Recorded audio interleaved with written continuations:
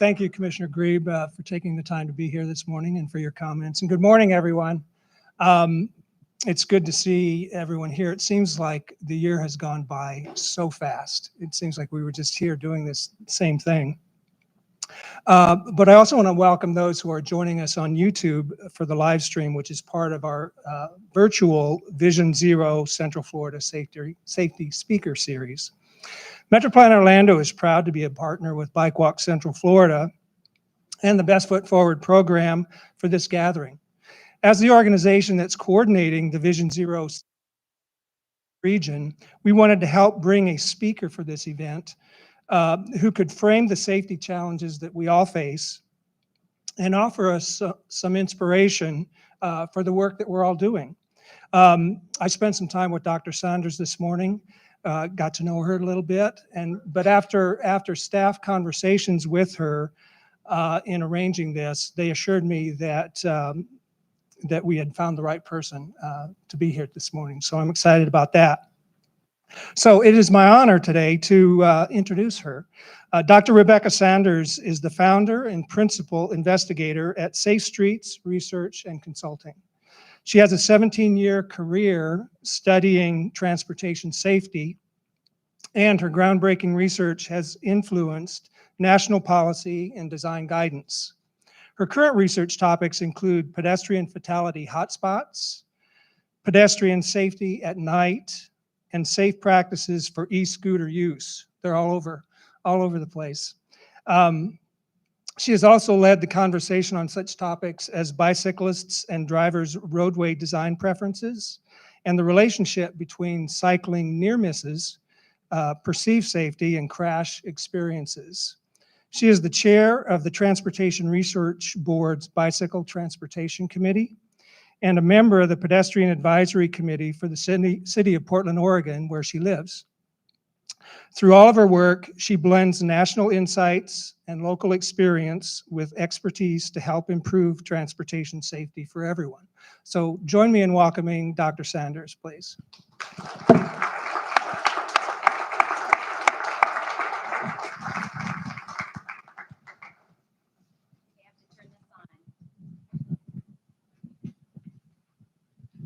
All right, oh yeah, okay, great. All right, so I was gonna bring up my clock so that I don't go over. Hi, everybody. Thank you so much for having me. As Gary just introduced, I won't do the reintroduction, but I will say I'm just very happy to be here today. I'm gonna talk to you today about moving the needle on pedestrian and bicyclist safety and also reflect back some of what I've learned about the incredible work y'all have already done and are doing to move the needle on pedestrian and bicyclist safety in Florida.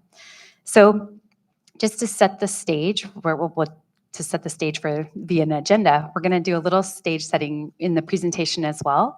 Then I'm going to talk about the importance of data. I'm a bit of a nerd. I do research for a living, and I think you all are probably a little bit as well, recognizing the importance of the data and what it can do to help us achieve our goals. And then I want to talk about the safe system pyramid. I don't know how many of you all in the room know about it, but it's a way of thinking about the safe system approach really through a public health lens. And so I want to talk about that and the potential that that has to help move pedestrian and bicyclist safety forward in Florida. And I want to actually pause there and say, everything I know about pedestrian and bicyclist safety actually also improves safety for motorcyclists and for drivers as well. And I think that it's really important for us to keep that in mind, that when we make a road safer for people walking and biking, it is automatically safer for drivers. We tend to sort of diminish driver safety on the roadway by using things like VMT to really lower their rate and not think about the fact that, you know, okay, we have a certain number of deaths per million VMT, but every one of those deaths still affects a family, a community, in the same way that losing someone walking and biking does. So really, ideally, we're making improving safety for everyone. And then as Cheryl said, that's how we're going to get to zero. And then I'll end on a couple of success stories. Excuse me, and then the last page will be some resources for you. So I don't need to spend a lot of time here, but why do we care about this in Florida aside from the fact that we care about lives? Well, Florida has tons of natural beauty, a flat topography, great weather for walking and biking. So in some ways, it should feel like a no-brainer that people would want to walk and bike here, right? But you've probably seen this figure or figures like it from the Dangerous by Design report. We consistently see Florida highlighted as a place with high crash risk. Sometimes it's in the top 5, sometimes it's number 1. And I know that these statistics can be painful to look at, particularly when we all care about this subject so much. So there's high crash risk, and there's the fact that people don't feel safe walking and biking. I think as humans, we have a pretty good gauge oftentimes of, our risk to ourselves. And so if you don't feel safe doing something and you have an alternative, we tend to choose that alternative. And the way that I see this happen, sort of most clearly in this country is with bicycling. So walking is the fundamental mode for humans, and walking could include using an ambulatory device like a wheelchair or a walker, right? But when we're, as humans, that's sort of like our basic mode of movement. So that's kind of the default mode, but bicycling isn't. And when we see a 1%, 2% bicycling mode share, it's because people opt out of that because they don't feel safe. The research is really, really clear about that. And that isn't the case in a lot of other places around the world where they've substantially invested in bicycling safety. Unfortunately, we can't opt out of walking, right? That even if you drive, you're walking somewhere to get to your car, and not everybody can drive and not everybody wants to drive. And I don't think I need to spend a lot of time on that, but that combination of high crash risk and low perceived safety and comfort means that Floridians aren't getting to take advantage of all of the benefits of walking and bicycling that they could. And I know that so many of you in this room want them to be able to do. And this is within a context, you've probably seen statistics like these as well, where we've seen traffic danger in the United States rise alarmingly since 2010. And I really should actually say traffic danger in the US in the title there, because this hasn't been mirrored around the world. So this isn't something that had to happen, and it's not something that has to continue to happen. This is based, this is a result of changes that we have not made, or decisions that we have made that have led to, greater danger.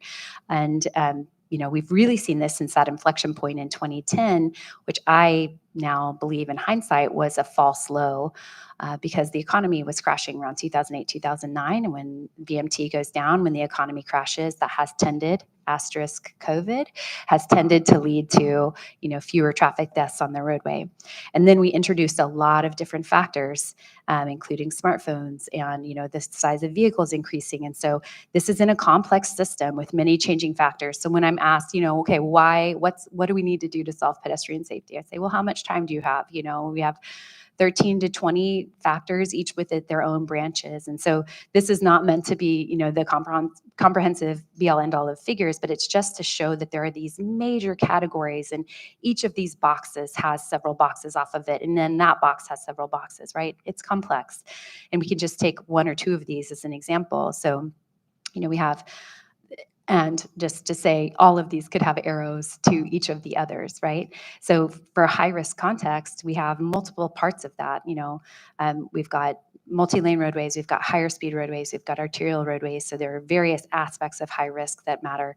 For risky driver behavior, are we talking about distraction? Are we talking about impairment from alcohol? Are we talking about impairment from drugs? Are we talking about polysubstance use, which is another box on there, substance abuse? Are we talking about reckless driving, which we've seen go up? Let's go to harmful vehicle design. Which part of that are we talking about? The fact that all of our vehicles are so much larger than they used to be, and that's just physics, that if you're hit by a larger object, everything else being equal, you're going to experience more damage, like more force that put into the human body that we haven't changed, evolutionarily to be able to sustain more force. Are we talking about the fact that those vehicles are taller and the hood is higher, and so someone's pushed down instead of flipped up onto the hood and they're more likely to be run over? Are we talking about blind spots and the fact that, there are certain designs where people just can't see around them, or the car is so large that they can't have the full visibility? So I won't go through each of these, but just to say there are so many things going on that it makes sense that we haven't solved this, and that it's going to take an all hands on deck approach to get to where we want to go. And then there's COVID and culture.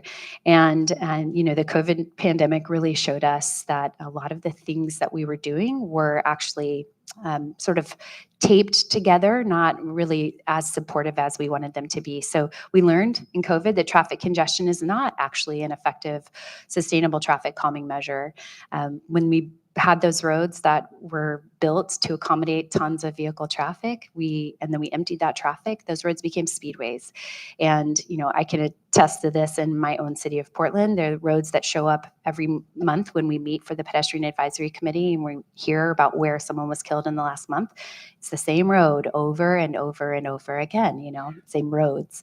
I also recognize this as, I grew up in Texas. That's where I learned to drive. And I am so thankful that I didn't do something stupid as a 16-year-old that would have changed my life and someone else's life forever just by being on a roadway that looked like it was designed to go 50 miles an hour. It was signed at 25. And I was 16 or 17 or whatever, driving fast. And these kinds of we saw the result of that kind of design when we took the traffic congestion away.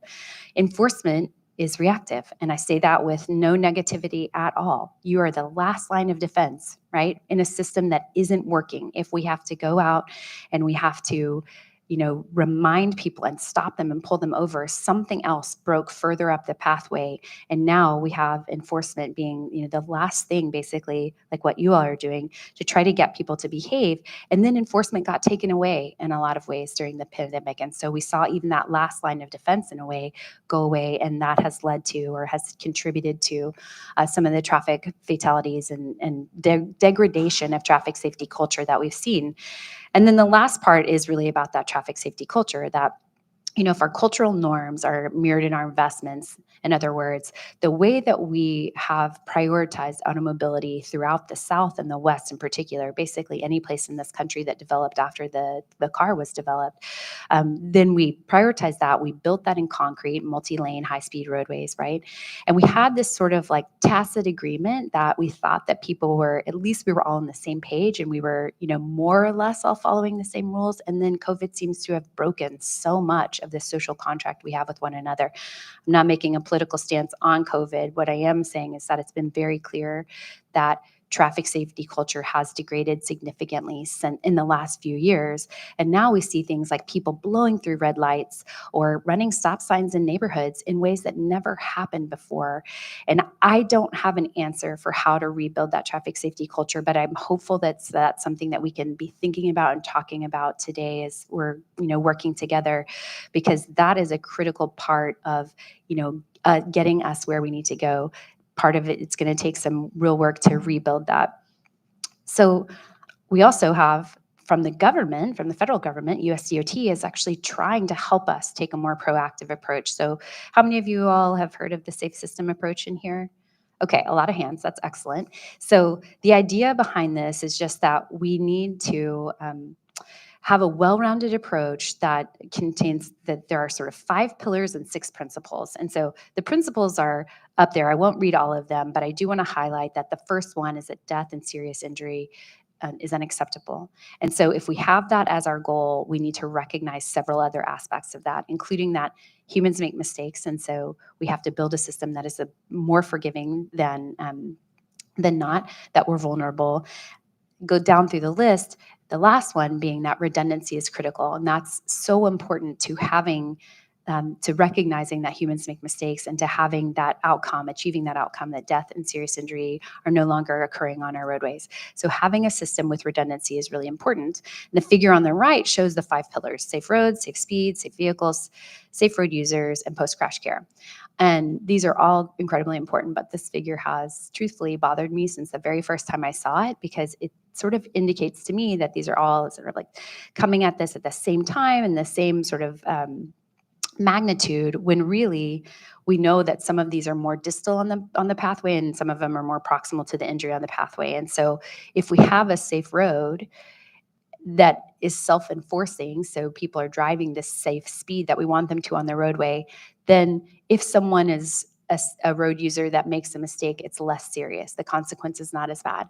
The vehicle can be an old Chevy 75 or whatever that doesn't have any of the new bells and whistles. It doesn't have automatic emergency braking, but because we have a safe road and they're driving a safe speed, they can still stop in time to either fully prevent the crash or have the crash be less severe if it occurs. And then post-crash care ideally is a lot less important, not because it's not important when it happens, but because it doesn't need to happen as often. And that's one reason that I really like the safe system pyramid, is that it takes those pillars and kind of rearranges them and thinks about them differently through a public health lens.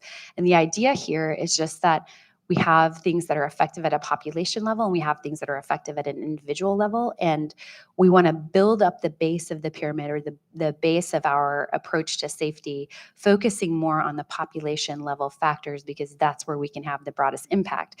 Every part of this is really important. And so in transportation, for example, we still have things at every level, including a lot of the work that you all do in this room. But our focus is more on the systemic, ideally, more on the systemic factors over time, so that we can do the zoning reforms that ultimately lead to fewer drivers on the roadway. And we've built a roadway environment that includes the sidewalks and the speed humps and narrow lanes or fewer lanes and protected crossings and bike lanes, so that people are driving more safely and people are behaving more safely at that level. And then we use signals to augment that. That's where this was the middle layer is called latent safety measures, including like leading pedestrian intervals or ISA. So some of those are in reaction to, okay, we built an environment that still isn't communicating exactly what we want. We need a leading pedestrian interval in there, right? But some of it is, okay, well, we have a roadway where we have signals, but we're going to actively manage our signal timing so that we achieve the speeds that we want in a way that otherwise might not occur. And then we have active safety measures, also important, but as you can see, we're getting more to the sort of more important to the individual level there. And, for pedestrians and bicyclists and drivers, this may be stop and yield signs, it may be bike helmets, right? But that's going to be more of an individual focus.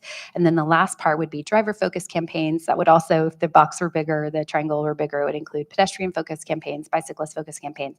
All of those are really important, but are much more individually focused. So all of these matter, but ideally as a society, we ultimately move toward putting more in at the population level so that we can have a bigger impact from our investments. Now I'm going to pause on the safe system pyramid for a minute and talk about the importance of data, and then we'll come back to the safe system pyramid. So this, as I mentioned earlier, I'm a little bit of a nerd. I love data because I really believe how it's so important for us to understand the problem. If we don't have the data, we can't identify the problem. And if we can't identify the problem, we can't identify the potential solutions that we need to try. And that identification of potential solutions is really important, because then we can implement those solutions. And then we need more data because we need to be able to measure the impact of our investments. Did the solution accomplish what we want it to? If not, then we adjust course if necessary, but we can't adjust course if we don't understand whether or not we were meeting our goals, right? If it does do what we want, that's amazing. We use the data to tell the story. And before I knew about you all, my favorite example of this was New York City's work with Jeanette Sadiq Khan, where she really did so much quick build, so much work to change things rapidly and gather data along the way to be able to tell the story, because people weren't necessarily happy about the changes that she was making. And it wasn't, of course, just her. She was leading it, right? It's a whole team of people, a whole department. But they were able to tell the story. Traffic crashes have gone down, fatalities have gone down. We actually haven't lost, a ton of time with, all of a sudden, like the nice sort of nightmare of congestion that people always think is going to occur. Didn't occur. But you can't tell that story if you don't have the data. And this is actually one of Bike Walk Central Florida's graphics from the Best Foot Forward campaign, where you can really tell that story. Look at how that line has increased in terms of driver yielding over time at program sites. That's really amazing. And if you hadn't done the incredible work you've done to gather the data consistently over time, you wouldn't be able to tell this story as effectively.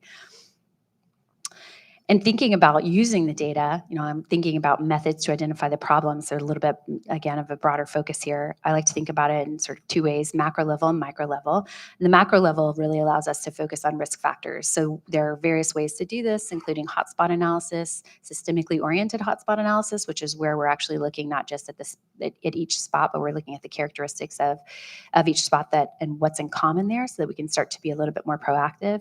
Systemic crash analysis takes that a little further, and y'all are already doing this work through the work that I know Catherine is doing with Mike, and really trying to understand through a high injury network and crash analysis what are the problems that we're seeing in the area. And safety performance functions is sort of considered the gold standard there, but it's actually really resource intensive and complicated to do. And so a lot of what we're advising our clients to do now is actually, if you can do the systemic crash analysis, you're getting most of the benefit, or almost all of the benefit of an SPF. any of these, the point of them is to really help us understand what's going on. And so for pedestrian safety in darkness, for example, this is based on some of my research and research of colleagues, we then get a better understanding of what are the factors that are leading to pedestrian fatalities in darkness. So Gary mentioned that I did a study on pedestrian fatality hotspots, and then I'm leading the national research on pedestrian safety at night right now. And one of the things that we're finding very consistently is that whether it is a one person dying in a place or 2 to 3 people dying in a similar area, the factors are all very, very similar between those places. Higher speed locations, generally multiple lanes, generally higher roadway classification like an arterial. The exception here would be that we do sometimes see 2-lane high-speed roadways in more rural areas. And so that's, there's sort of like the urban-suburban problem, and then there's the rural problem. And then when we have those places, we don't put in sufficient countermeasures to counteract them when someone needs to cross the street. I've just talked earlier about larger vehicles, but we know that as larger vehicles permeate the fleet, they're going to become more problematic because that's what's more likely to hit you, because it's what's more likely to be on the roadway. And then dark conditions. And I like to call darkness, the other impairment. So we don't talk about it, but none of us can see as well at night. Generally as a human species, we take in 90% of our information visually. And at night, we're essentially driving with a curtain around our eyes. And it's sort of astonishing to me that the transportation profession has kind of gone without really acknowledging that, other than headlights and cars. And we have street lights, but at a certain speed, you just don't take in the information. It's just so different from daylight. It can't be overstated. So it's just like this general impairment in which we're operating. Those factors all create risk. And again, that's all derived from crash analysis. And then there are factors that we know that expose people to risk. So a pedestrian attractor by itself, no problem. Grocery store, convenience store, liquor store, transit stop, all of those things, we want people to go to them. We build them so that people will come. But when we put those attractors in that high-risk context, that's where we're really seeing the problem. And that's actually what's like the sort of next level of understanding, for example, pedestrian serious and fatal injuries at night, is that those incidents are occurring disproportionately near grocery stores, convenience stores, liquor stores, places where people are walking to at night, and then they're doing that in a high-risk context. And this figure at the bottom is really just trying to show like sort of the magnitude of those factors, that you can't have a pedestrian fatality or a serious injury without someone being there. So pedestrian exposure is part of it, but it's really when you add that into that high-risk context, or it does happen that, if you have a speeding driver on an otherwise really lovely, 2-lane neighborhood, a risky driver behavior can blow it all up as well, right? And then if we have a combination of those things, then we're really in trouble. And that's why we have this much higher likelihood of tragedy and darkness for pedestrians. Then we go back to the micro level, and this is something that I think Best Foot Forward is doing so well. It's really looking in to try to understand the behaviors that then inform the solution. So this is observations in person or in video, or we can do this through looking at conflict data. But really, we can understand crash types from a macro level analysis, but we're not going to get a lot deeper than that. So if we do that micro level work, that's where we start to understand, okay, well, the crash type is technically a driver turning right and hitting a pedestrian, but what's going on at the site? Was there a tree branch in front of a stop sign that somehow like people just didn't see? Is the signal out? Is this a location where, yes, technically the driver is supposed to do this, but actually the design is such that the driver is treating it like a slip turn and never even stopping. And we don't understand that from crash data in the same way that we can through the micro level. And, I think your work really speaks for itself with these statistics. I know we've got 3 counties represented here, but I know that my understanding is that this campaign is even spreading throughout Florida, which is amazing. Having done over 300 intersections over this last 13 years, and you have the data to show increased driver yielding at the program sites, reduced driver speeds, these things that we really want as a profession. And then you're not stopping there. And this is where, I have in the top right corner there, that I feel like you guys deal with really 4 of the 5, and maybe you could even correct me today and say all 5 of those levels of that safe system pyramid, because you're not stopping with the enforcement. You're using that data and those, your educational opportunities to go back and then recycle into the bottom layers of the pyramid so that you're ultimately affecting the built environment and you're making that change permanent. through quick builds that may or may not eventually turn into concrete, but that actually change behavior in real time. And then the encouragement and education part. So, really trying to have effects at multiple levels here. So you're doing an amazing job. What are the tools that the rest of Florida can use, and how does the safe system pyramid apply to the rest of Florida? And then today, hopefully we can get into a discussion of, where does Best Foot Forward go from here? So to go back to the bottom of the pyramid and just to talk about the sort of broader Florida context for a minute, the bottom of that pyramid is the socioeconomic factors. And so here's where we're again talking about population level interventions, planning and zoning reform. And I will say, I am a bit of a reformed planner, if I can make that silly little pun there, because, when I went into graduate school, I really, was sort of like, stick it to the engineers. I'm a transportation planner and I care about safety. And I married an engineer just so lots of love. But really, like, we loved to vilify the engineers in our classes. And what we didn't do was take a step back and think about how our metro level planning really supports a lot of those decisions that the engineers are making. And so I love that Metro Plan Orlando is sponsoring this and has been such a supporter of Best Foot Forward, because that tells me you all are thinking about that. But I'll never forget hearing one of the planners at Portland's Metro on a Vision Zero panel say, I care about Vision Zero and believe in it 100%. And then I go to work and I enforce congestion standards that basically force us to build the arterials where people are dying. And I don't know how to deal with that conflict. And he ultimately, for him personally, he actually left the job and went to work in a different capacity. But it was so telling to me that we've sort of let planning off the hook in that way, and we've tried to blame it all on the engineers. And I'm not here to say that the engineers don't have a role, but that we're working together, and it really is that, comprehensive approach that's going to be needed to get us to the safety results we need. It's unreasonable to expect the same levels of congestion movement or throughput at the same speeds. That's why arterials exist. So what do we need to do different? How do we need to think about that differently? And there are more micro ways to do this too, that we've got standards around safe routes to school, for example. We need standards around safe routes to transit. There should never be a transit stop that does not have a pedestrian crossing. And in fact, not just a pedestrian crossing, but like a fully loaded, high visibility with whatever is needed to get the person across the street safely. And yet we see that over and over again in this country, that transit stops are just sort of left on their own with no crosswalk. And it blows my mind. And it really does speak to, again, sort of how our investments mirror our norms and our values. So how do we change that? That's an area where socioeconomic factors are really, really can be in play. And I have the Live Local Act up here because I recently learned about this act, and it seems like there are parts of it that could be really beneficial. But if we don't match the land use, whatever happens to the context, we're just taking people and kind of like back that, to the graphic that I showed earlier, we're putting people in a dangerous context if we're not careful. So, thinking about how we do this at the population level is really important. And I think FDOT is actually doing a really good job in this area. I've heard, people from all over the country reference FDOT's context classification manual, like to try to move us in this direction. That, there are land uses and roadway types that fit together, and then there are those that don't. So how do we more intentionally plan our roadways to really mirror the land use that we expect? And context classification, I would say, is one of those that sort of bridges the bottom two layers of the pyramid. So now we're at the built environment, the sort of, the penultimate layer.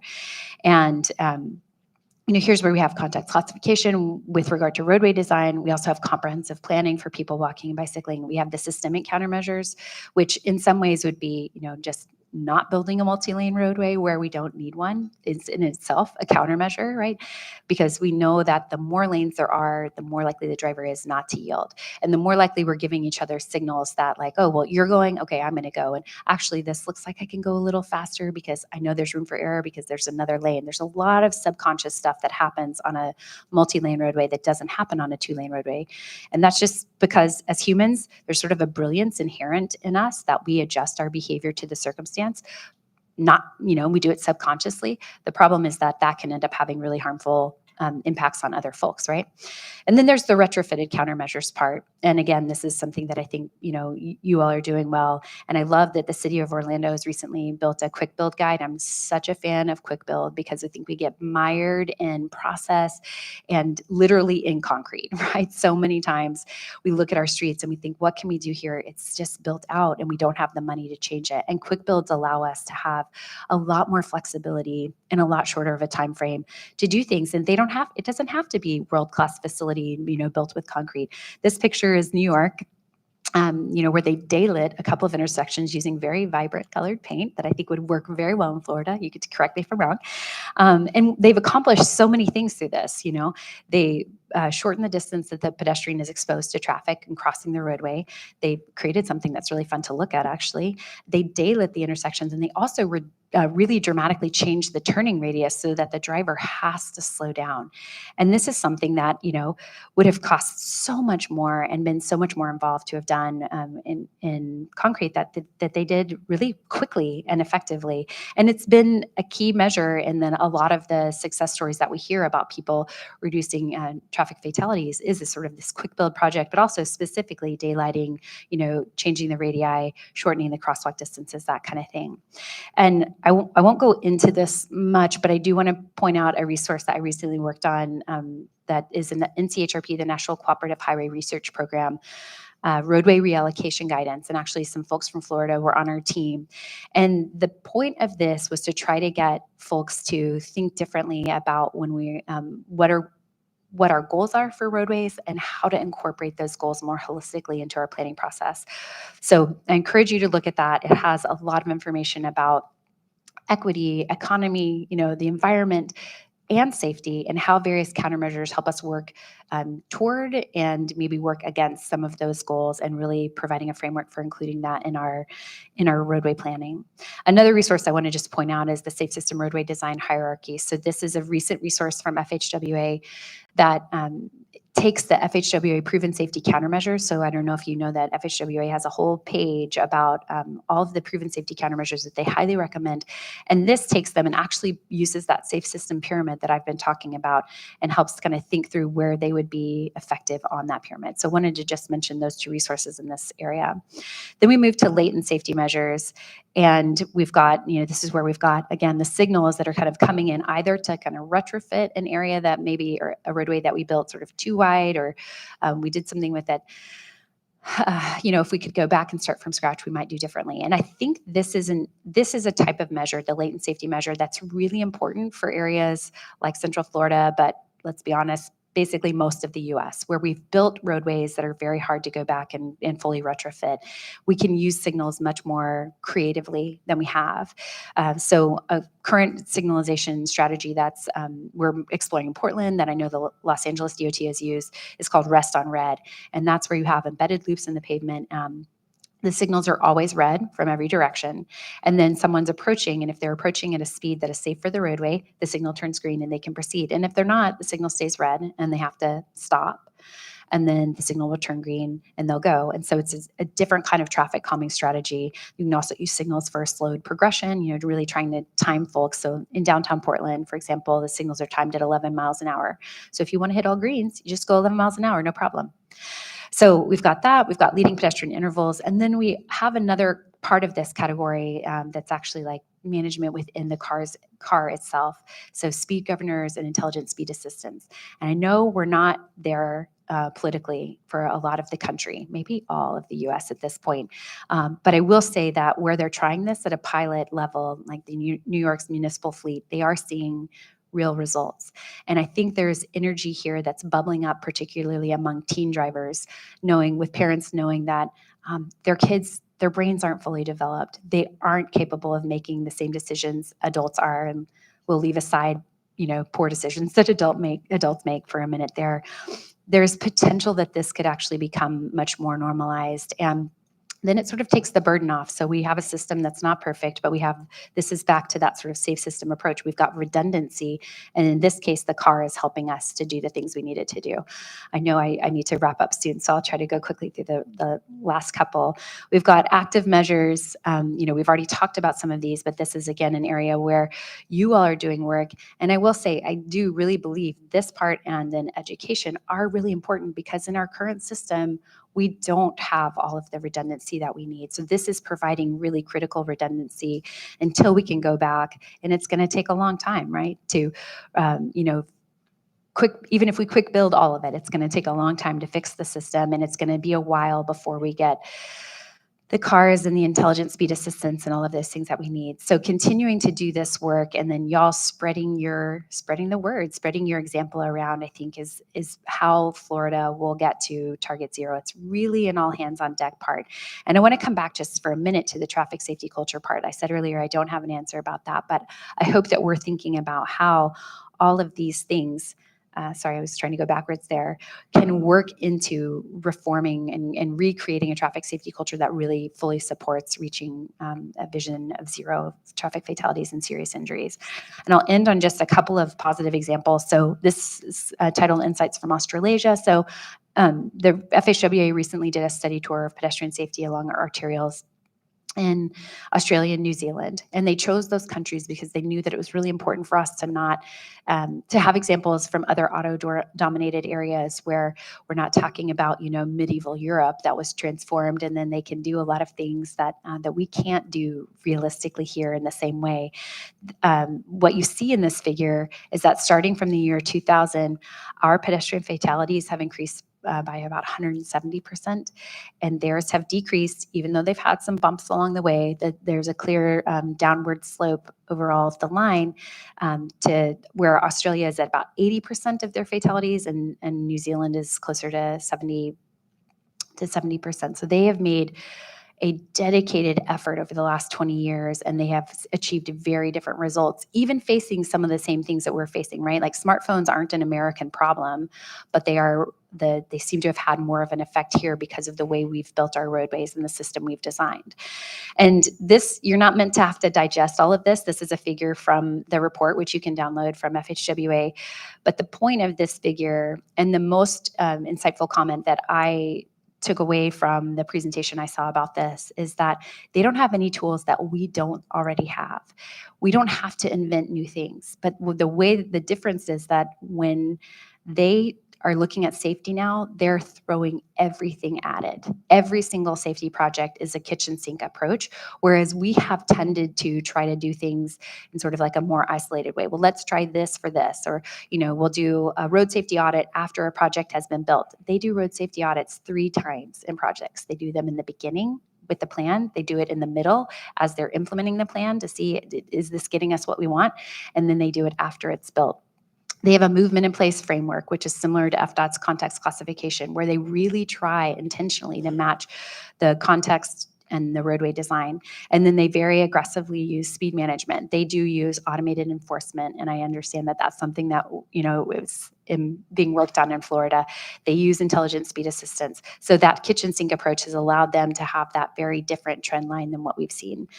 And lastly, there are a couple of examples in the United States. Hoboken, New Jersey has had 0 fatalities for the last 7 years, which is amazing. And they've done it piecemeal, but by having that buy-in politically, by making, like, this is the graphic from 2023 alone, right? In 2023 alone, we daylighted 78 intersections and put in 61 high visibility crosswalks. And they have these statistics, and they really have had an incredible record to show from it.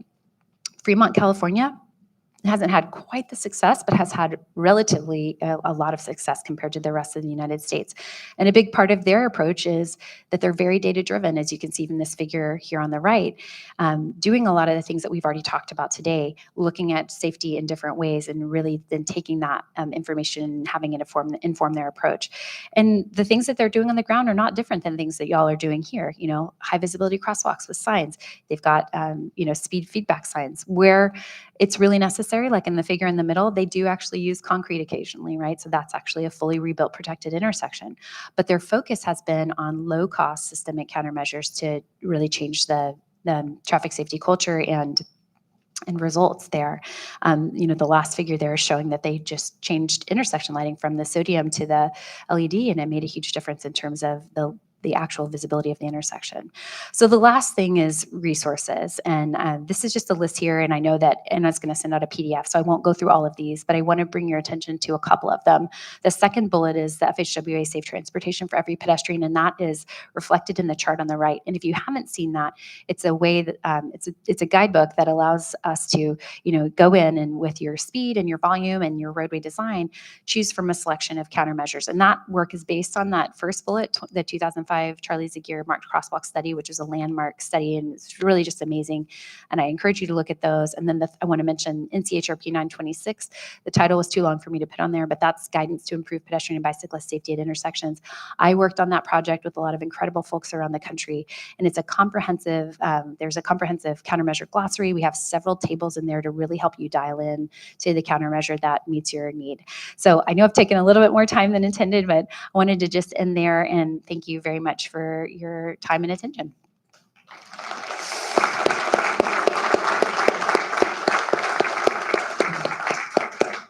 So we are going to be bringing up a panel discussion in just a sec, but I want to give you guys an opportunity before we bring them up to ask any questions of Rebecca. She'll also be on the panel, so if you want to think about it for a little while, that's okay too. But if there's any right off the bat you guys wanted to ask, I want to give you the opportunity here to do that. Yes. Signal space. You mentioned that downtown Portland has their signals timed at 11 miles per hour.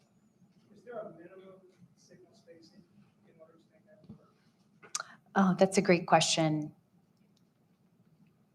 I think there would probably be a maximum signal spacing. Yeah. So, I mean, we have 200-foot blocks down there, so that works very, very well. I don't know the answer to that, and we could ask some engineers. I honestly don't know how, if it's been looked at in that exact way, but you can imagine that a signal more than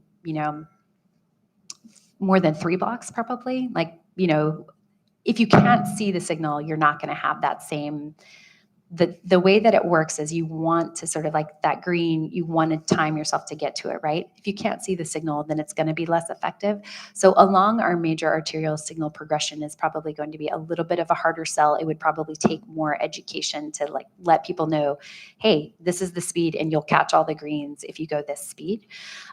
Where you have signals closer together, I think it's going to be more effective. And I would imagine that would still apply then to your more urban areas. Yeah. Take another question. All right, well, perfect. We'll keep thinking about those because we're going to bring the panel up. So Rebecca, if you want to take that first chair on the end there, Yeah. So she'll be part of this panel as well. I want to introduce our panel here today. So in the seats over here, we're going to have Corey Anthony, Corporal Corey Anthony from the Kissimmee Police Department representing enforcement.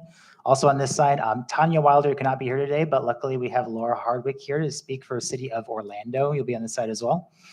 Laureen Bobo is here from the Florida Department of Transportation to talk about education, the Target Zero efforts. You'll also be on this side. And then for evaluation, we have Mike Wilson from Metro Plan Orlando. So the idea here is we have a regional perspective here, Central Florida, with Mike. We also will have a small city perspective, a large city perspective, and then a statewide perspective. So I'm going to start off by asking a question of each panelist here. And then I want you guys to be thinking of questions that you might want to ask as well. And we'll kind of open it up for a more general discussion. So I'll start on my right here. Mike, welcome. Thank you for being here today. So Rebecca talked a little bit about context classification and land use. The built environment was kind of toward the base of the pyramid, affecting a large amount of people at once. So I wanted to ask from the perspective of the region, from Metro Plan, when you guys take into account how roads are being built, where they're being built, the context of the land use. What role does Metro Plan play in that currently, and what role do you foresee Metro Plan playing in the future?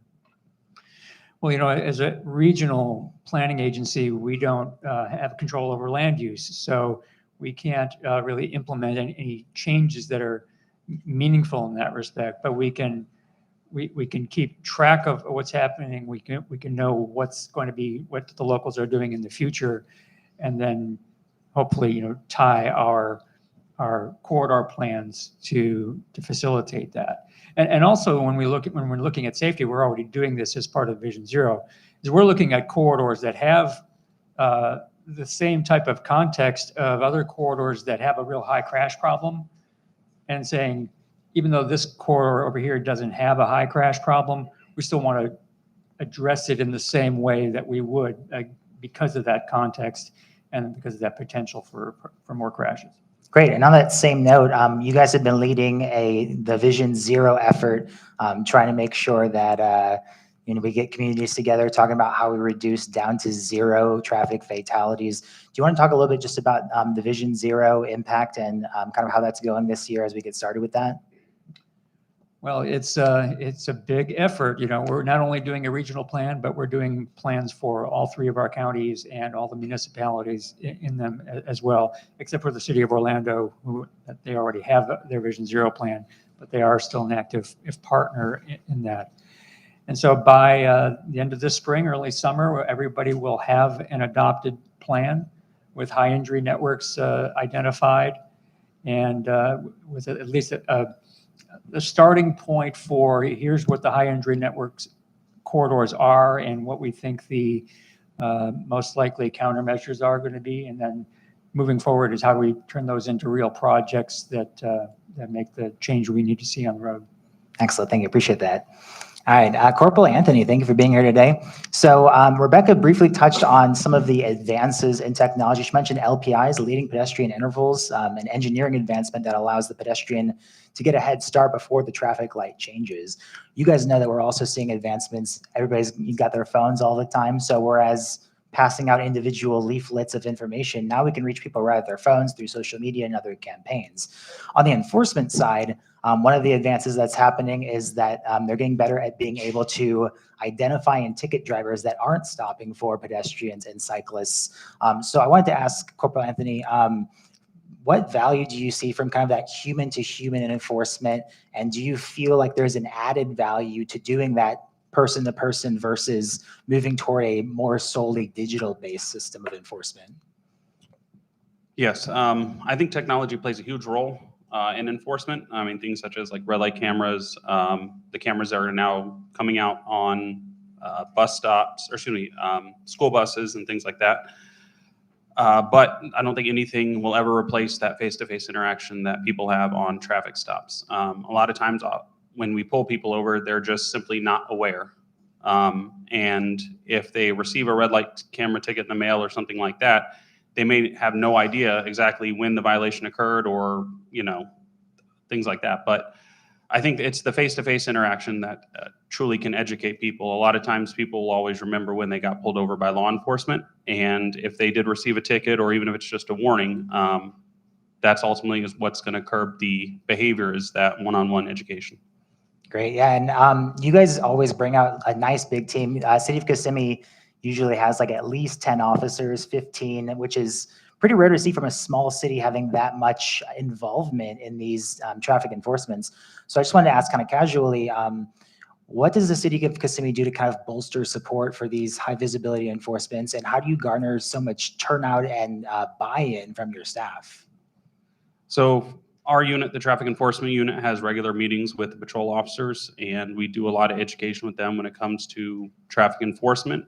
It creates a lot of buy-in with them, and we regularly have between about 45 and 50 stops at each location that we do when we have the Best Foot Forward campaign. So there's no way that my unit, having only 6 people, could be able to do it all. So we ask for volunteers. A lot of times it's people that are wanting to come to our unit and want to work in the traffic enforcement side of things. And going forward, the goal is going to be try to incorporate the different agencies within my county working together as well. So therefore, we're going to have that many more in order to increase the education. Thank you so much. Laura, so from the large city perspective, Rebecca talked a little bit about quick build guides, and we know that last summer, City of Orlando was able to issue their official quick build guide. So I wanted to ask you a little bit about that project and what types of projects that you are implementing or that you plan to implement with that guide.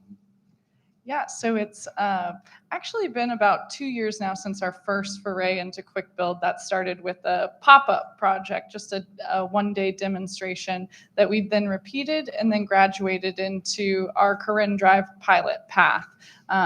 So that's one that you've seen on the streets in Orlando.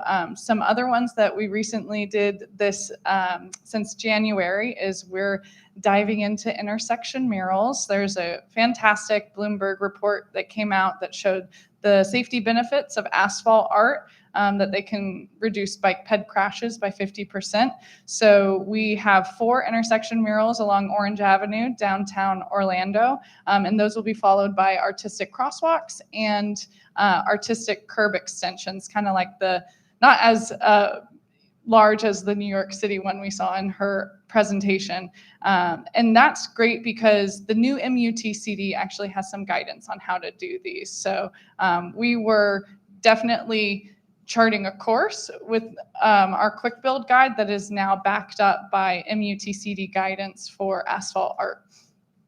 And then there will be more because we were awarded a Safe Streets and Roads for All grant. So I would say we have about 5 or 6 quick builds right now, but that grant will fund 28 quick builds throughout the city of Orlando that will be focused on informing a pedestrian plan for the city. That's great. And so for some of our engineering partners that are here today, either from various counties or small cities, they might be interested in getting more involved in this idea of quick build projects. Where do you suggest that they start in terms of like what they could start implementing right away? Well, chances are they probably already have.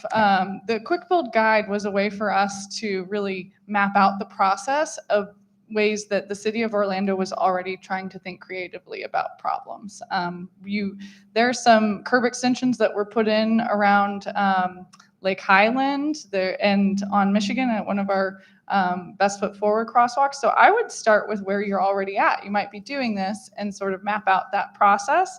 And then of course, now that there's some guidance in the MUTCD, you could start with that as well. Perfect. Thanks so much. And Laureen. So Laureen's here to talk about education. In just a little bit, we'll be doing some breakout sessions talking about educational messaging. And so we wanted to have FDOT here to give their perspective, especially with this Target Zero campaign, kind of revamping their messaging. So Laureen, my question to you would be, when Rebecca was talking about education, you saw that it was kind of at the top of that pyramid, right? So at the base of the pyramid is things that kind of affect the masses, such as land use, socioeconomic factors. But education mostly is reaching individuals at a time. So from FDOT's perspective, what plan do you guys have to reach kind of the most individuals so that we can get kind of the same impact as the base of the pyramid while still reaching individuals where they're at? Very good. Thank you. Good morning, everybody. And as I was preparing for today, I wanted to look at the data. I wanted to see, like, are we making an impact, yet? So from 2022 to 2023, unfortunately, fortunately, our overall fatalities have gone down. That's both in District 5 and in the Metro Plan Orlando area. Unfortunately, our pedestrian and bicycle fatalities have gone up, which means our percentage has increased. So from a district-wide standpoint, it went from 25% to 28%. In the Metro Plan Orlando area, it went from 30 to 38%. So that can be very discouraging, So we take that data and we say, we need to keep doing the things that we're doing, but clearly we need to do more. We need to do it a little bit differently than we have done it before. I see a lot of friendly faces in the room that were able to participate in our workshops a few months ago to help develop our safety strategic plan. You guys are one of the first to learn that we're having a Central Florida Safety Summit to unveil that plan on May 17th. It's a Friday. Everybody is invited.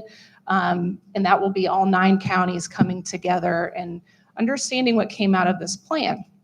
So many of the things that we learned from talking to over 400 individuals over that effort was, how do we get to the people? How do we get to our neighbors? How do we get to that car that we don't even know the person next to us, but we want them to get home? We really believe that if we can get down to that personal nature, You don't need to work in this industry to have a positive impact on the roadway. But I don't think most people think in that way. You know, they're just getting to where they need to go, and maybe they're just caring about themselves. But if they're doing safe things, maybe the person behind them will, you know, you're setting that example. I think Commissioner Uribe says that I like to say that I'm a pace car, and I am. When I'm on I-4, I'm going to be in that right lane going the speed limit. People are passing me crazy around me, but gosh darn it, I'm going to do everything that I can do to get home. My son has a baseball game tonight, and I'm going to that game, whether, you know, based on my actions and hopefully the actions of people around me. So how do we get that message out? That's one thing to, you know, just talk about it, but how do we get to all of those people? So we like to go to where people are, going to an art festival. This season, we are sponsors of the Daytona Tortugas game. Next Friday, April 12th, is Transportation Safety Night at the Daytona Tortugas game. It's one of their promotional nights. We're going to reach a lot of people that night. And why are we partially there? Well, one, they're the only minor league baseball team around in Central Florida, but also you saw the map earlier, #1 in the country for bicycle and pedestrian deaths. So what are we going to talk about? We're going to talk about how folks at that game can make a positive impact, whether they're biking or walking and making smart choices, or if they're driving and making sure that all those people walking and biking get home. So we're really excited about a lot of these different efforts. We also believe you can't start young enough. You know, my boys, that car does not move if their seatbelts are not on, and they will remind me. If I even look at my phone because I just got a text in, they'll tell me, Mom, you need to drive, right? How do we get to every kid? How do we get to everybody? You know, call your parents out in the car. Many of you have heard me tell this story before, but I play a game in the car with my boys. They're 10 and 12 now, but we've started this many years ago. We look for people walking and biking. And if you're the first one that sees them, you get a point. My 12-year-old's very competitive, so he needed a way to get more points. So if we see somebody walking or biking, and they're maybe not making the smartest choices, maybe it's dark out and they have no lights on, they're wearing dark clothes, or they're riding their bicycle and they don't have a helmet, or they're crossing and there's a crosswalk right there, but they didn't get all the way to it, you get 2 points. So, you know, on the front, it's just a fun game for us to play in the car, but really what they're doing is they're looking for those people walking and biking. And I'm hoping that in a few years when they're driving, which scares me, when they're driving, that it's just inherent that they're looking for those people walking and biking. And it's not just a game, it's just what they do. So how do we get that type of thing out to all, so everybody growing up knew punch bug game, right? How do we get that game out there to look for people walking and biking? Thank you. Thanks so much, Laureen. So we have these 5 individuals that we're very excited about to have up here on stage. We're going to open it up now to the general public for some questions. So if you have a question, if you could just raise your hand, we'll make sure we get a mic to you as well. No, we'll just have you talk out and I'll repeat it. It's no big deal. Yeah, up front here, go ahead. I'm so loud. Put it on mute.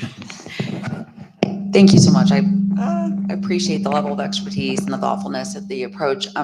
I have another question really about technology. It's a different approach. I know for enforcement it's so important, and I think for people who are commuting from around Central Florida, first thing we do is we pop in the address and we see what comes up on the GPS. What I hear from residents is they live in residential areas that were really created for walkable, bikeable, potentially have good safety features, but now they're popping up on somebody else's GPS as the fastest access point from A to B, which means that whoever's driving through there potentially missed out on every educational opportunity, every improvement, every neighborhood meeting, every pace car. And how do we get, sort of pinned down on that piece of technology, knowing it's just doing an algorithm? Just to the open general, anybody can answer that?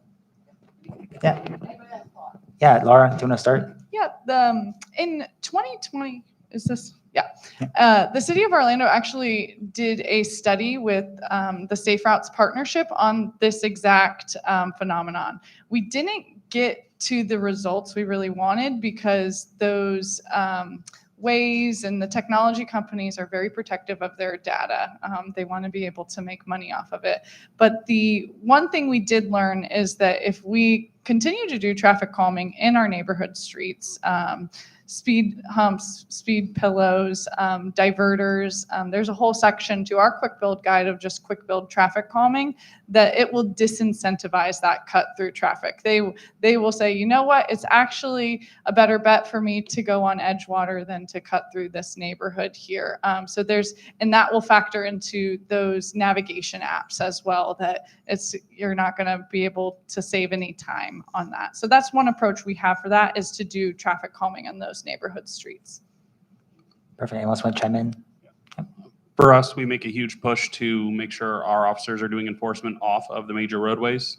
We have US 192, John Young, stuff like that runs through our city. But our biggest push are those small neighborhoods. And a lot of times when we're out there doing enforcement, I'll pull up Waze or something like that, and once I see that little icon of the police officer there, I realize that we're making a difference, and everybody else will too. So for us, our big push are the ones that are cutting through the neighborhoods. Excellent. Yep. You know, we a couple of years ago, we did a speed management study at Metroplan, and while we were focused on the arterials and collectors, what we were doing is we were pulling WEJO data, which is connected vehicle data, that gave us their actual operating speeds, and then we could see how that differed from the posted speed.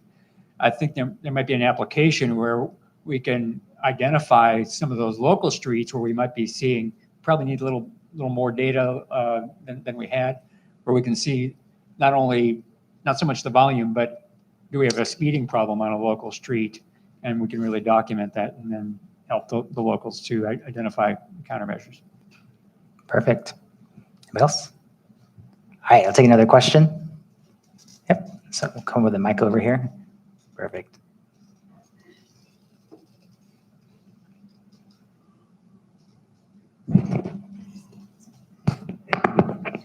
Hello, can you hear me? Yes. Okay. I truly believe that one of the issues that is we're facing right now is the use of the cell phone. You're on your cell phone, whether you're walking as a pedestrian, you see the light, okay, it's green, I go. You don't even look to see if there is a car. And the same thing happens when you're driving. You're driving and, yeah, okay, I'm turning here, so you're distracted. I am surprised to see that in Europe, you cannot use your telephone when you're driving. And I'm surprised that we haven't done anything, at least in Florida, to prohibit the cell phone when you're driving. Are there any efforts at any level being done so that this can happen? I truly believe that that will lower, the amount of crashes that we're seeing. Yeah, of course. And we actually had this same topic come up recently at the Marion County TPO board meeting, saying the same thing, that they feel like something needs to be done about these cell phones that drivers have in their hands, that pedestrians have in their hands. What do we do about that? So who would like to speak on behalf of that? Yeah, that'd be great.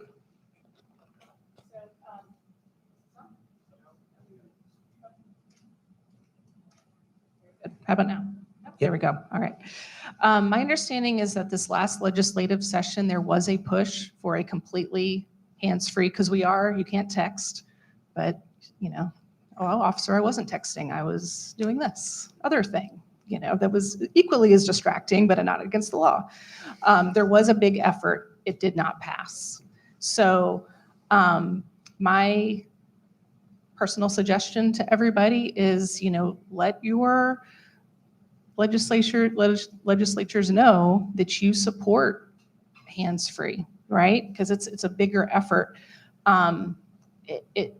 We can get there. There are other states that have done it, but it takes, I feel like, a lot of those grassroots efforts and hearing it from all of these different angles. I don't know the reasons why it didn't pass. I think to all of us in the room, it's like, why wouldn't you, do something like that? Unfortunately, a lot of bills don't pass because it's the right thing to do. So keep pushing on those efforts, because I believe it's very important as well. Yeah. Anyone else want to touch on hands-free I'll use? just Yeah, say go ahead. quickly, so there are two parts of this. So first, there's the political aspect of it that Lorene's just talked about. And I mean, any time that we can do something in a bipartisan way, I think it's going to be more effective. So yes, absolutely to talking to our legislators, but there are places that have those laws in the United States, and it's not clear that those laws have made a ton of difference.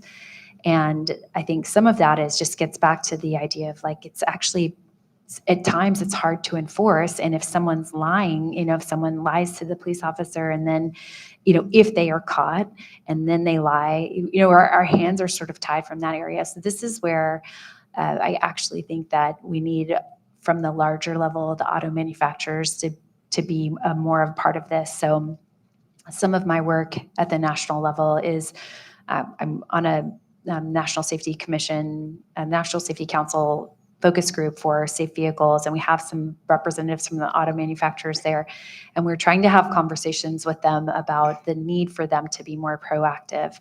And so this is a sticky part. I don't have an answer that's very clear, but this is where NHTSA, the National Highway Traffic Safety Administration, really needs to be doing more. So to the degree that, we can, particularly through our DOTs, but also through local agencies, kind of work to build that coalition for that pressure as well. I think that's where we're going to need it to come in, because it's again back to sort of what Vince was saying, like, do we do it at the population level such that, it's built into vehicles that there's actually your cell phone is, in a way disabled, or do we try to do it on an individual by individual basis, which is just so hard. There are, over 300 million of us, right?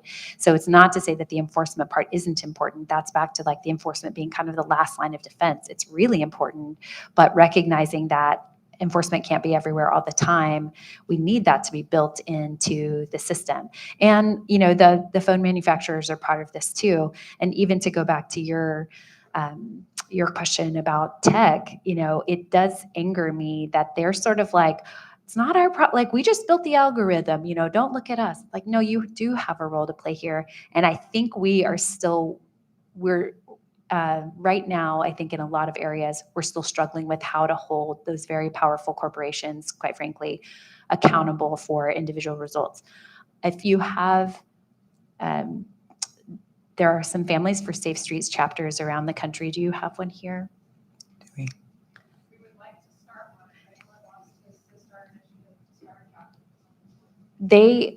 I have seen them be among the most powerful advocates. It is very, very hard to sit next to. I sat next to Amy Cohen, who founded New York City's Safe Streets for Families for Safe Streets. She was a co-founder in a conference last year, and I had to speak after her, weeping the whole time she talked, because if you've lost someone, I have lost people in my life, but no one to traffic violence. But you can't overstate the devastation. And so those groups of people, if they're willing, that's a big emotional ask, but if they are willing to be part of a coalition, I think that's a really, really important and powerful voice. And that I've seen that move things in a way that, they haven't been able to move in the past. So I wish I had a clearer answer, but you're talking about really important things. I mean, how do we get these actors who are really kind of far away and very powerful and very rich and can fight a lot of, legislation, get them, and that's, are there any lawyers in the room? Like sometimes a court case, is actually really helpful for that too. It's something we need to work on in closing, Excellent. And Corporal Anthony, I'd be interested to hear kind of your perspective on the enforceability of hands-free laws. Well, currently the only real hands-free ones we have are through school zones. You're not allowed to have any technology or anything like that through school zones.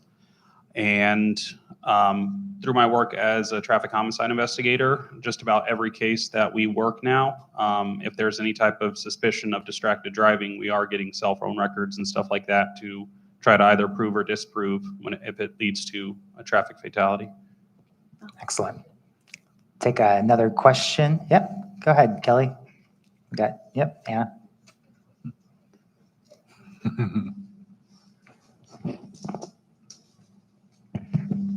Good morning. So I think this question is probably for Lorene, but Mike might have some input on it too. So Dr. Sanders, in your pyramid, I really appreciate the land use being in the base of it. I will take that back to our community development department. And you showed the slide that sort of lauded the land use context classification that FDOT established a few years ago. In our Vision Zero planning activities, I would venture to say many, of course, the deadliest roads are the state roads. In many cases, the context is the C3C or the C3R. So, and a lot of cities I know will try to argue, we really want to be that C4, it's sort of that aspirational land use. And the reason, or one of the reasons for that, is because the toolkit for speed reduction in the C4 and better land use is so much better. So it sometimes feels like the C3 land use becomes an excuse for not being able to make significant improvements in those contexts, and they turn out to be our deadliest contexts. So is DOT working on improving techniques in that context, taking a look at what else can we do, because those are our deadliest roads?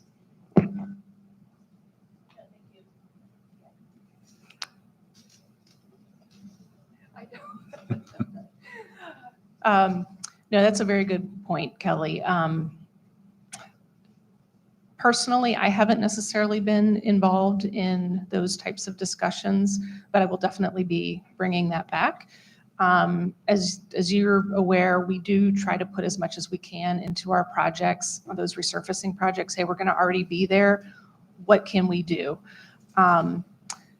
Funding is a very, very big hurdle. Especially we cover 9 counties and thousands of miles of roadway, and we just can't do all the things that we would like to do. We are trying to figure out better ways, more ways to be able to fund those things. If it does become a pop pavement only project, can we do goes with? Can we put that mid-block crossing in? You know, a narrower lane is simply striping here versus here. You know, like there are some very cost feasible ways to try to start slowing that traffic down if we can't throw everything at it. So I'll bring that back to see if we are doing some more things in those categories. So. Excellent. Anybody else? Okay, cool. Well, actually, Yep. Vince, could I just say That'd be great, yeah, thank you for thank you. asking that, Kelly. You give me a high injury network and I can point out, or you give me a city map and I can point out your high injury network if I know where the state routes are. And that is an unfortunate and extremely consistent reality. So I've been doing Vision Zero projects since they came out, and it's just been the same. And it is really frustrating, particularly for the city. So I didn't talk about Jersey City, but Jersey City also has achieved 0 deaths on its roadways, but not on the state roadways in the city. And so that's really frustrating, right? That you're like, I don't have control over this. And in Portland, absolutely the most dangerous roads are the state roads or the former state roads. And, you know, I think this gets back to some of the safety culture that I was talking about earlier, that it's not just safety culture among the population in general. It has to be safety culture embedded within our organizations that have some control as well. And, you know, it's going to take, that culture is hard to change and it takes time, but there has to eventually be a recognition that we don't all get to go as fast as we want to go, because that is what, otherwise, you know, that is how people don't get home safely to their families. And when we did the pedestrian fatality hotspot study with Dr. Bob Schneider, y'all may, some of you may have heard of his name. He's a close colleague of mine, works for the University of Wisconsin-Milwaukee, and he led that study, and there was a big write-up in Vox, and we were interviewed, and because the roadway with the most pedestrian fatalities over time is in Florida, right? And so thinking about that and not letting that go without, you know, understanding that funding is a constraint, and, you know, there are some real constraints. It's hard for me sometimes to hear that, though, and this, Lorraine, isn't personal at all, because I got to talk to you, and I know you're hard about this, but in Oregon, I'll just say the DOT is like, we don't have funding for this, and then they want to expand another roadway. And I think that can be frustrating too. So, really continuing to work on how we, change that part as well. Why are we expanding roadways in one area and then saying we don't have safety improvements for another? There is some value shifting that still needs to occur. And I think we have to be honest about that, even though that's challenging. A number of you have probably seen my Guess the Posted Speed quiz that I did at a number of committee and board meetings. And it came out of my travels around the country, for those of you who haven't seen it, where I'd be on a road in a car and seeing a posted speed of 30 or 35 miles an hour and thinking, if this exact road was back in Florida, it would be 40 or 45. And I've struggled with, well, why is that? We're all using the same 85th percentile speed process, and or at least had been until the newer target speed process. And so why do we see different results in different parts of the country? And so it tells me that culture does matter, and how do we change that? And so that we shouldn't let context class be, as you were saying, be an excuse for this is just the appropriate speed for these conditions, because in other parts of the country, people are driving slower. Great. And just for the panel, any final thoughts kind of as we finish up here? Anything been brewing in your head that you wanted to say before we wrap up the panel discussion? Yeah. Let me see. Okay. To that conversation, I think we're at that transition point where when it comes to our manuals are starting to get updated to allow us for proactive target speeds and all of that, but our projects are still going on a basis of this is how you speed a road. Luckily, US Limits is a new resource for people to determine the speed limit of a road. Lots of cities on I would say lower speed, like 35 to 25, have piloted just reposting the speed and seeing reductions in speeds. And then on our Corinne Drive quick build path, just the addition of bike ped safety features has brought the operating speeds down. So we could almost even start the conversation at the root of, I love that NCHRP report you shared in your presentation. It's one of my favorites of, are we providing the minimum safety needed for all modes? And if we're doing that, we're going to get towards lower speeds just by what we've seen in our quick build projects. Great. Any other final thoughts? I guess I would just say, based on what Mike said, that I think, Mike, that was a perfect example of how things can change. Everything we're seeing is a result of choices we've made, and we get to make different choices. And that's really exciting and empowering, even though I'm not naive enough to think that's easy. It's also, it is empowering. We made these choices and we can make different choices, and we have the tools. That was, again, the most encouraging thing for me about that Australasia study, is that it's not like they are way smarter than we are or came up with something that we'd never thought of. It's just that they use all the tools together. And so we can do this. It's a long road, no pun intended, but we can do it. And that feels really important because this work can feel, it can feel hard to look at fatality statistics or even severe injuries and kind of, how is this ever going to change? Because it's felt so consistent. It's important to have that hope, I think. Great. That's a great way to end this. So thank you so much to our panelists for being up here today.